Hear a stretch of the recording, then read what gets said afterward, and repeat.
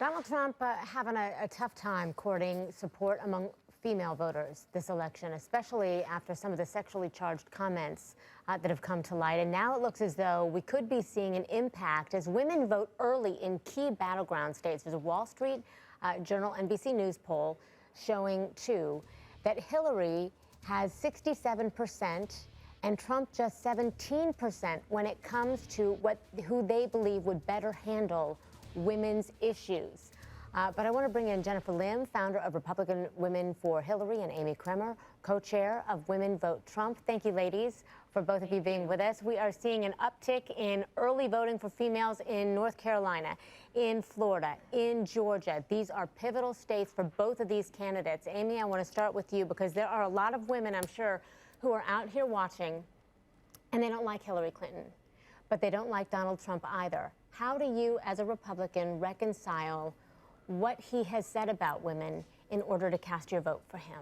Well, Christy, I mean, I think women are smart, and we're going to vote on what is best for our families. And I think that takes priority out of it over everything. I think the electorate, they're not happy with either one of these candidates. And so I think you have to take the emotion out of it and look actually at the issues and the facts. And under President Obama, the poverty rate with women, 16.1%. That's 2 million more women in poverty since Barack Obama's taken office.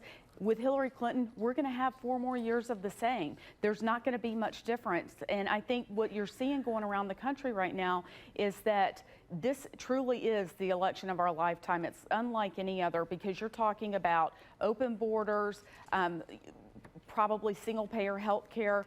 I can go on, and Donald Trump is exactly the opposite. And so women are concerned about jobs in the economy, which we're growing at 1%, which is abysmal. And women want to know that they can put food on their table, gas in their car, and pay for their families. That's what, and also national security. And Donald Trump's going to secure our borders and make sure that we don't have any more attacks on the home front. So I think those are the issues that women are going to be focused on, and they're not going to pay attention to all this other rhetoric. Well, and a lot of people are concerned, too, about Supreme Court nominees. So, yes. Jennifer, let me ask you this. You are a Republican. What swayed you to Hillary Clinton, first of all? Well, you know, I think like many Americans, I never thought that Donald Trump would get this far. But when it came down to Donald Trump and Hillary Clinton, I know one candidate can represent me as a woman and as a reasonable policymaker. And Donald Trump has shown over and over again that he thinks of me as a second-class citizen, and he can't represent me. And, you know, I'm going to agree with Amy that women are smart, and they're going to show what they think about this election when they go to the polls. So, Jennifer, is it safe to say, as a Republican, that if it was anybody other than Donald Trump on the ticket, you would not be voting for Hillary Clinton? Well, you know, I was a big fan of Jeb Bush early on. I could have voted for Marco Rubio, any of the reasonable Republican candidates. So, you know, I would be voting for them this election. But, you know, given the choice between Donald Trump and Hillary Clinton, the choice is clear for me as a Republican and as an American. Is in this article in Politico, they're showing, when we talk about early voting, in North Carolina alone, 87,000 Democratic women have already moved to cast early ballots, compared with just 60,000 Republican women, 87,000 Democratic women to 60,000 Republican women. In Florida, 55% of the 880,000 people who voted as of the end of the day Wednesday are women. This is a huge electorate, a huge chunk of the electorate. Amy, do you get the feeling that Donald Trump has unintentionally sabotaged his own campaign? Actually, Christy, I don't. I mean, you know, he's made mistakes. He's a human being, and that's to be expected. I mean, both of them are human beings. But what I do believe is that the entire establishment is against him. And when I talk about establishment, I'm not talking about just Republicans. I'm talking Democrats, Republicans, and I'm sorry, but the media too. If you look at the amount of coverage that Donald Trump has gotten about his scandals versus the amount of coverage that Hillary Clinton has gotten, I mean, it's off the charts. I believe last week it was 7-1. So yes, he may have made some mistakes, but also I think the entire establishment is behind him. And I do have to say, if I can just add this, that Donald Trump is the candidate for the Republican nominee simply because of what the Republicans have not done since they've been in office, the Senate and the House.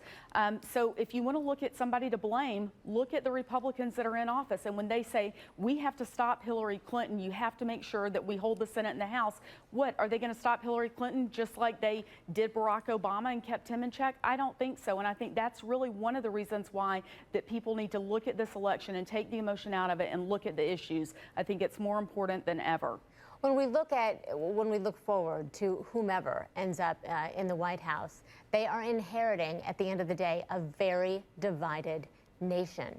Jennifer, how do you think Hillary Clinton can win people over? Is it even possible, once she gets in the White House, to unite this nation as a party? I mean, we're looking at some divisions here that a lot of us feel we haven't seen in years.